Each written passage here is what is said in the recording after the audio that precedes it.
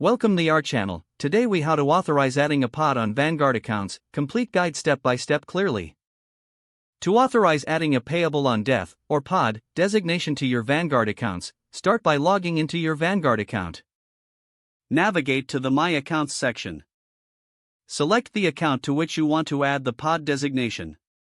Once on the account page, look for the Account Services tab. Click on Account Features in the drop-down menu. Locate the option for pod accounts or transfer on death in the list. Select Add or Modify pod beneficiaries. You will then be prompted to enter the beneficiary information. Fill in the full name of the beneficiary you wish to add. Include the beneficiary's date of birth and social security number, if necessary.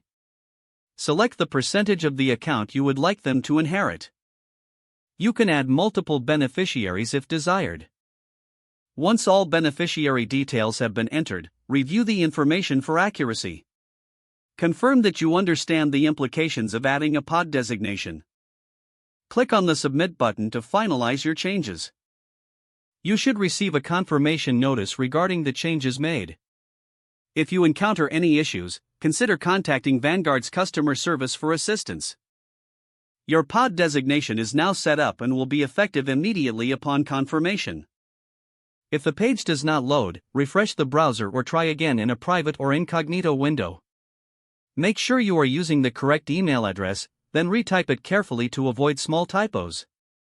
If your password is not accepted, use the reset option and create a new strong password you can remember. Check your spam folder for verification or security emails, then complete any requested confirmation steps. Enable two-factor authentication if available to improve account security and reduce unauthorized access risk. After signing in, review your profile details so your contact information and settings are accurate and current. If you see an error message, note it down and try again after restarting your device and internet connection. Log out when you finish, especially on shared devices, to keep your account and payment information secure. If the page does not load, refresh the browser or try again in a private or incognito window. Make sure you are using the correct email address, then retype it carefully to avoid small typos. If your password is not accepted, use the reset option and create a new strong password you can remember. Don't forget to like this video and subscribe to our channel for more step-by-step tech guides.